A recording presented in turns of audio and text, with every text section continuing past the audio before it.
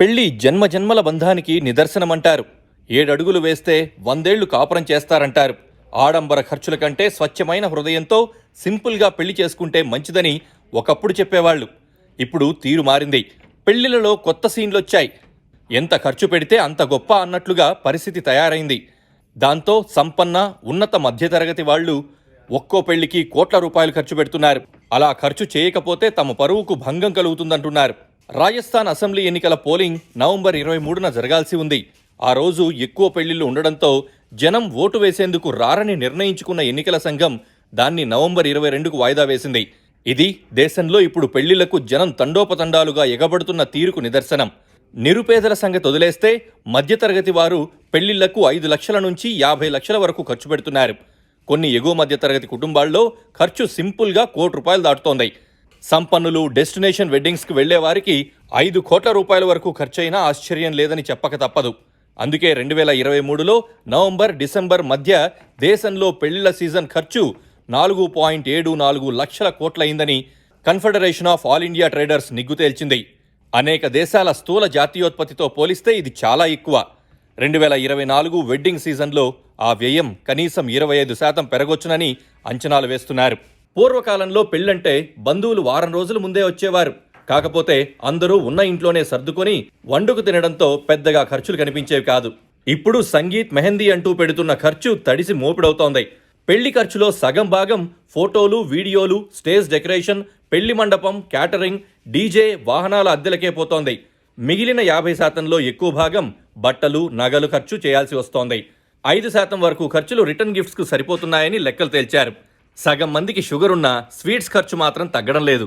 పెళ్లికొచ్చిన వాళ్లు తిని వృధా చేసింది పోగా ఇప్పుడు స్వీట్ బాక్సులు ఇచ్చి పంపాలి. మరోపక్క డెస్టినేషన్ వెడ్డింగ్ ఇప్పుడు ప్రెస్టీజ్ ఈవెంట్గా మారుతోంది. సంపన్నులంతా విదేశాల్లో పెళ్లి వేడుకలు చేసుకుంటున్నారు. 1 నుంచి 1,20,00,000 రూపాయలు ఖర్చు పెట్టుకోగలిగితే థాయిలాండ్ వెళ్లి పెళ్లి చేసుకోవచ్చు. అది చాలా చీప్ అనుకునే వాళ్ళు కూడా ఉన్నారు. అలాంటి వాళ్ళు ఇటలీ లేదా యూరోప్లోని వేరే దేశాలకు వెళ్లి పెళ్లి చేసుకొస్తున్నారు. ఇటలీలో విలాసవంతంగా పెళ్లి చేసుకోవాలంటే 5 కోట్ల రూపాయల వరకు ఖర్చవుతుంది. అది కూడా ఇండియా నుంచి 200 మంది వరకు అతిథులను తీసుకువెళ్తేనే ఖర్చు అంతకు పరిమితమవుతుంది. ఇంకా ఎక్కువ మందిని తీసుకువెళ్తే ఆ ఖర్చు వేరేగా ఉంటుందని ప్రత్యేకంగా చెప్పాల్సిన పనిలేదు. థాయిలాండ్ హోటళ్లు వాయిదాల పద్ధతిలో డబ్బులు చెల్లించేందుకు కూడా అనుమతించడం వల్ల జనం అటుగా వెళ్తున్నారని వెడ్డింగ్ ప్లానర్స్ అంటున్నారు.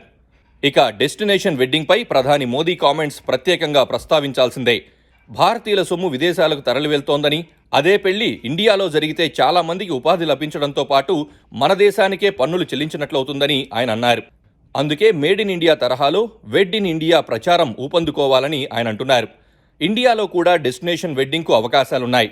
గోవా, రాజస్థాన్, హిమాచల్ ప్రదేశ్, అండమాన్ దీవుల్లోని అందమైన ప్రదేశాలు, హోటళ్లు డెస్టినేషన్ వెడ్డింగ్కు వీలుగా ఉంటాయని చెప్తున్నారు.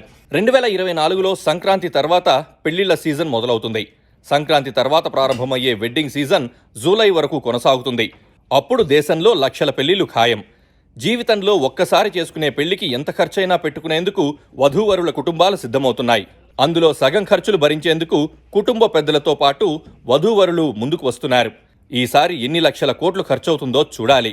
కాకపోతే ఆ ఖర్చును స్థిరాస్తులు కొనుక్కునేందుకు ఖర్చు చేస్తే బాగుంటుంది కదా అని సూచించేవాళ్లు కూడా లేకపోలేదు. అయినా వాళ్ల మాట ఎవరూ వినరు కదా.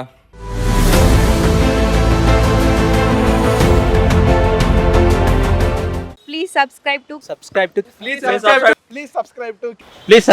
KTV Telugu. KTV Telugu. KTV Telugu. KTV Telugu. KTV Telugu. KTV Telugu channel.